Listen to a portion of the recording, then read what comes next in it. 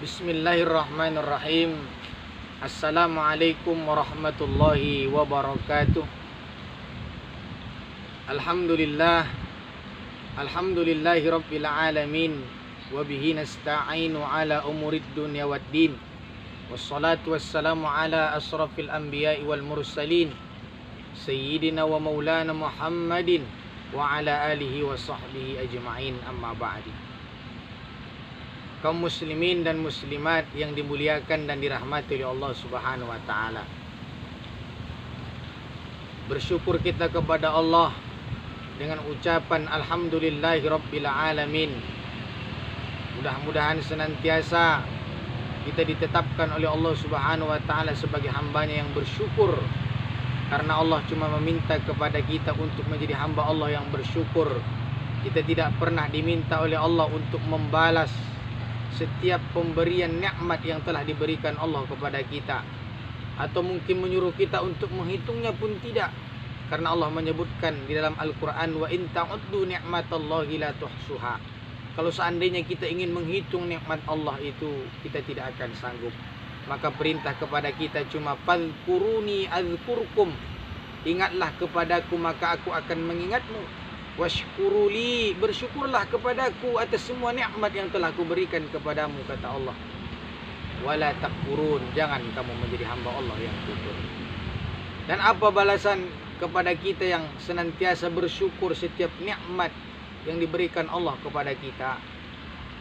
La in syakartum la azidannakum, barang siapa yang bersyukur kepadaku, kata Allah. Setiap nikmat yang diberikan Allah kepada kita, senantiasa kita pergunakan ibtigha mardatillah, untuk mendapatkan keridhaan dari Allah Subhanahu wa taala.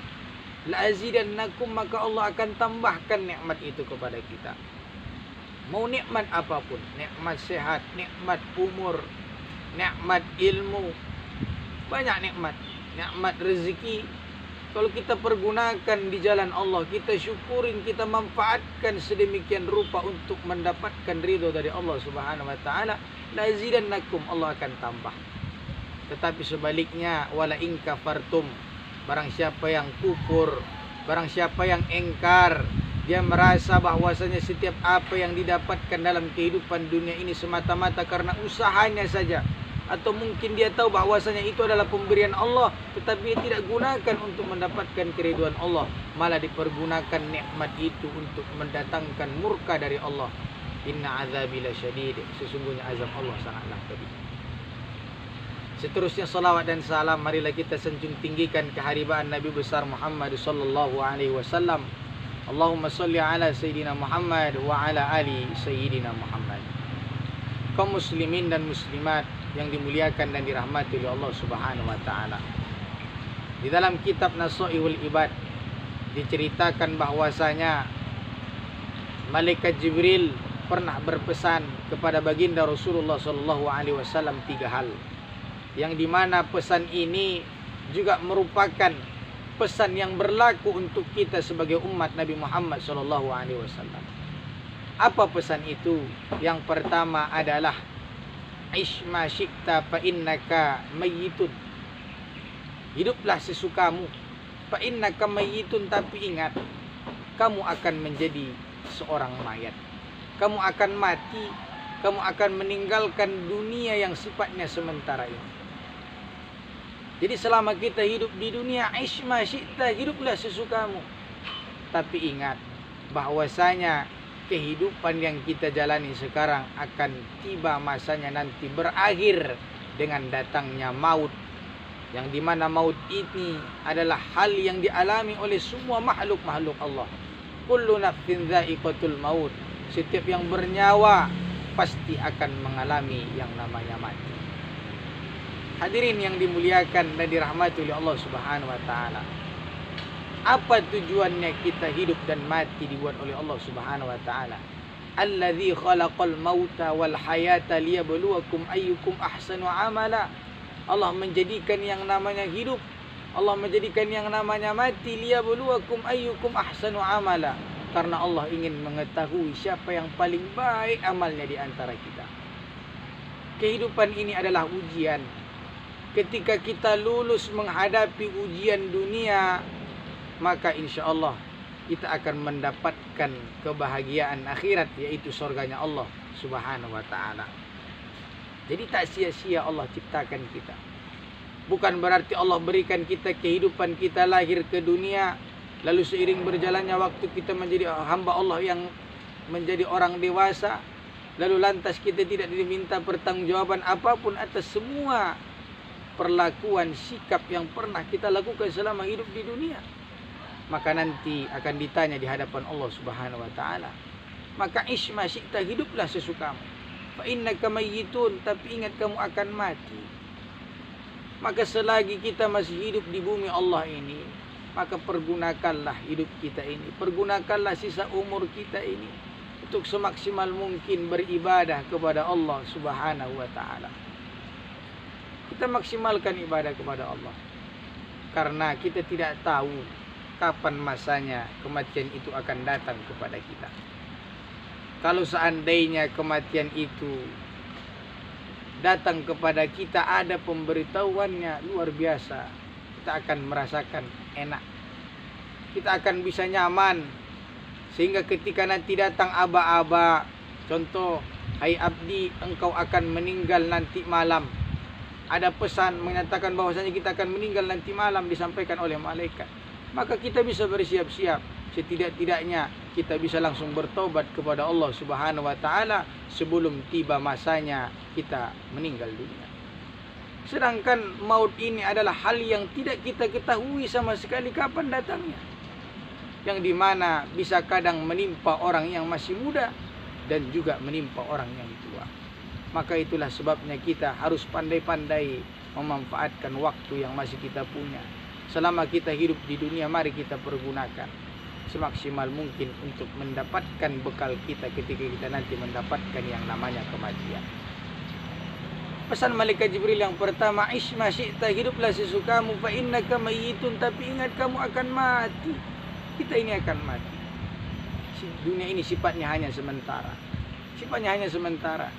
Kita hidup di dunia ini seperti kita, contoh, ketika kita mengendarai kendaraan, kita naik motor, kita tidak punya mobil. Kita berangkat dari rumah, itu kondisinya panas. Tiba-tiba di perjalanan datang hujan lebat. Lalu kita mencari tempat berteduh kita. Contoh, kita mencari pohon yang lebat, atau mungkin kita mencari halte dan lain-lain sebagainya untuk tempat kita berlindung daripada hujan, dari yang hujan yang lebat itu. Tetapi setelah hujan itu berhenti, kita lanjutkan perjalanan kita. Maka seperti itulah kiranya kehidupan kita selama kita hidup di dunia. Akan tiba masanya kita akan kembali kepada Allah Subhanahu wa ta'ala. Hadirin wal hadirat yang dimuliakan dan dirahmati oleh Allah Subhanahu wa ta'ala. Yang pertama, isma syi'ta, hiduplah sesukamu, fa innaka mayyitun, tapi ingat kamu akan mati. Hari ini kita mengantar jiran tetangga kita ke pemakamannya. Mungkin bisa jadi besok giliran kita yang diantar oleh orang. Makanya disitulah kita diperintahkan untuk senantiasa zikrul maut, mengingat mati. Untuk apa? Agar kita sadar bahwasanya kita juga perlu bekal. Kita perlu bekal untuk menghadap Allah Subhanahu wa ta'ala. Yang kedua, wahbib ma syi'ta fa innaka mufarikuhu. Cintailah apa yang ingin engkau cintai. Wahbib ma syi'ta, cintai apa saja selama engkau hidup di dunia, apa saja. Anak, istri, keluarga, orang tua, harta, benda, jabatan, semua kita cintai, boleh, silahkan. Tapi ingat, fa innaka mufarikuhu, akan tiba masanya kita akan meninggalkan semua itu. Kalau kita tidak meninggalkan mereka, mereka yang pergi meninggalkan kita. Secinta apapun kita kepada anak kita, kalau tidak kita yang meninggalkan anak-anak kita nanti, maka anak-anak kita pula yang meninggalkan kita. Secinta apapun kita kepada istri kita, kalau tidak istri kita yang duluan nanti menghadap Allah, kita yang duluan menghadap Allah. Secinta apapun kita kepada orang tua kita, maka tiba masanya nanti akan datang waktunya kita berpisah juga dengan mereka. Kalau tidak orang tua kita, maka kita yang duluan meninggalkan mereka. Hadirin yang dimuliakan dan dirahmati oleh Allah Subhanahu wa taala. Itulah sebabnya kita tidak boleh terlalu hubbud dunia, mencintai apapun yang ada di dunia ini. Kenapa? Karena semua akan tinggal. Semua akan tinggal. Benda di dunia ini yang kita bawa bersama kita kelak ketika kita sudah menghembuskan nafas yang terakhir, ketika kita sudah tidak diterima lagi di sekeliling kita. Kenapa? Karena ruh sudah berpisah daripada jasad kita. Maka yang kita bawa benda satu-satunya yang sifatnya benda yang ada di dunia ini cuma kain kapan saja. Harta kita tinggal, pangkat jabatan kita tinggal, rumah mewah yang kita perjuangkan selama bertahun-tahun tinggal, mobil kita tinggal, harta-harta kita, anak-anak kita, istri kita, orang tua kita semua tinggal. Dan kita bawa bersama kita yang sifatnya benda yang ada di dunia ini cuma adalah kain kapan. Maka yang menyertai kita ketika kita menghadap Allah nanti cuma 3. Benda yang sifatnya dunia adalah kain kapan. Setelah itu yang tidak nampak secara mata zahir kita, yaitu iman dan amal soleh. Hadirin yang dimuliakan dan dirahmati oleh Allah Subhanahu wa taala. Maka jadikanlah apa yang kita miliki sekarang sebagai sarana untuk kita mendekatkan diri kepada Allah Subhanahu wa taala. Jadi kalau orang-orang yang kita cintai sekarang itu membuat kita semakin dekat kepada Allah Subhanahu wa taala. Karena kalau kita selama di dunia saling berkasih sayang karena Allah, kita akan nanti dicari oleh Allah Subhanahu wa taala. Ainal mutahabbuna bi jalali? Mana orang yang berkasih sayang karena aku? Kasih sayang karena Allah inilah yang dapat menolong kita di hadapan Allah Subhanahu wa taala. Jadi pesan yang kedua ini pun sangat penting. Wahbib masyita, cintai apa yang ingin engkau cintai, tapi fa innaka mufariquhu, ingat kamu akan berpisah dengan apa yang engkau cintai. Maka cintailah dunia ini ala kadarnya saja. Jangan sempat dunia ini masuk ke dalam hati kita. Yang rata-rata banyak di antara kita takut untuk menghadap Allah. Itu salah satunya adalah karena dunia sudah kita masukkan ke dalam hati kita. Kita takut mati. Kenapa kita takut mati? Kita takut meninggalkan apapun yang ada yang telah kita miliki. Baik anak. Oh, nanti kalau aku mati anakku macam mana? Nanti kalau aku mati istriku bagaimana? Nanti kalau aku mati hartaku ini nanti yang ngurus bagaimana? Nanti kalau aku mati orang tuaku nanti bagaimana? Semua terpikir kita. Padahal itu sudah menjadi urusan Allah Subhanahu wa taala. Yang penting kita persiapkan sekarang adalah diri kita. Diri kita yang harus kita persiapkan.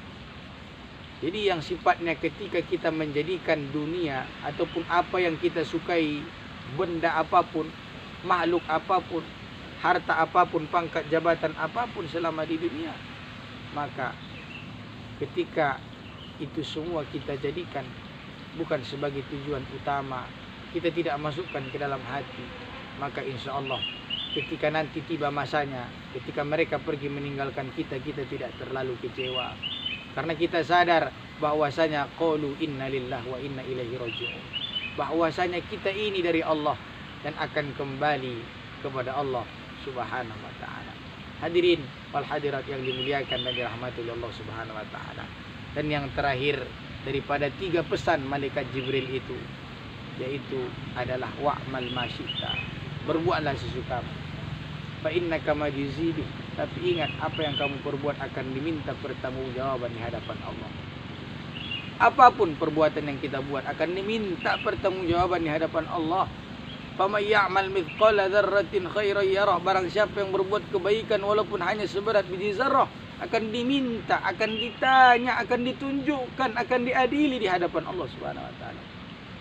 Sebaliknya wa may ya'mal mithqala dzarratin syarran yarah, barang siapa yang berbuat kezaliman, berbuat batil, berbuat maksiat, berbuat durhaka walaupun hanya seberat biji sawi, seberat biji zarah, akan ditanya, akan disidang, akan ditunjukkan, akan diadili, akan dibalas di hadapan Allah Subhanahu wa taala. Maka semua kembali kepada kita. Di depan kita ini ada 2 jalan. Jalan menuju surga atau jalan menuju ke neraka. Kita pilih yang mana. Silahkan pilih mana yang kita suka. Kita kalau mau ke surga maka berbuat baik. Tapi kalau kita mau ke neraka silahkan berbuat maksiat. Kalau kita mau sholat hari ini, alhamdulillah. Tapi bagi yang tidak mau sholat, silahkan. Yang penting kita sudah ajak mereka untuk sholat. Tapi ingat, ketika mereka sering meninggalkan sholat, bahkan seumur hidup mereka tak pernah sholat, maka kelak nanti mereka di hadapan Allah akan diminta pertanggungjawaban, akan disidang. Hadirin yang dimuliakan dan dirahmati oleh Allah Subhanahu wa taala. Maka kalau kita renung-renungkan 3 pesan malaikat Jibril ini sangat luar biasa bagi kita, sangat bermanfaat. Mari kita jadikan ini sebagai ikhtibar agar kita mampu menjadikan diri kita ke depan menjadi hamba-hamba Allah yang semakin bisa mempersiapkan diri kita ketika kita nanti tiba masanya berpulang ke rahmat Allah Subhanahu wa taala. Ya ayyuhalladzina amanu taqullaha, hai orang-orang yang beriman, berimanlah, bertakwalah kepada Allah. Wal tanzur nafsum ma qaddamat lighad, dan lihatlah dirimu apa yang sudah engkau persiapkan untuk hari esok. Kita sering memikirkan hari esok, tetapi itu bersifat dunia. Apa yang mau kita makan besok, bagaimana kita kerja besok, bagaimana nasib anak-anak kita besok. Selalu yang kita pikirkan sifatnya dunia, tapi kita tidak pernah berpikir, atau mungkin sering kita lupa bagaimana nanti ketika kita sudah masuk kubur, ketika malaikat mungkar wa nakir bertanya tentang apapun yang kita lakukan selama di dunia. Pernah kita berpikir bahwasanya nanti bagaimana, apa yang harus kita perbuat dari sekarang? Maka persiapkanlah diri kita. Persiapkanlah diri kita, karena kita akan mengalami 3 hal ini. Kita akan mati. Isma syi'ta fa innaka mayyitun, hiduplah sesukamu karena kamu akan mati. Wahbib ma syi'ta fa innaka mufariquhu, apa yang kita miliki silakan cintai sekarang. Harta, pangkat, jabatan, anak silakan. Tapi ingat, kita akan meninggalkan semua. Dan yang terakhir, wahmal ma syi'ta, berbuatlah sesukamu. Hari ini mari sama-sama kita, bagi yang berkesempatan sholat-sholatlah. Sekarang kita berada di bulan Zulhijjah, kita berkesempatan puasa-puasalah. Sekarang di bulan Zulhijjah, kurang lebih sekitar 8 hari lagi kita akan mendapatkan yang disebut dengan Yaumun Nahar, hari berkurban. Maka yang punya rezeki berkurbanlah. Berkurbanlah. Karena ini akan menolong kita di hadapan Allah Subhanahu wa taala. Jadi mudah-mudahan ini bermanfaat untuk kita semua, dan khususnya untuk saya pribadi. Dan mudah-mudahan senantiasa kita selalu dibimbing oleh Allah Subhanahu wa taala, dan kita nanti kembali kepada Allah dalam keadaan husnul khatimah. Amin ya rabbal alamin. Assalamualaikum warahmatullahi wabarakatuh.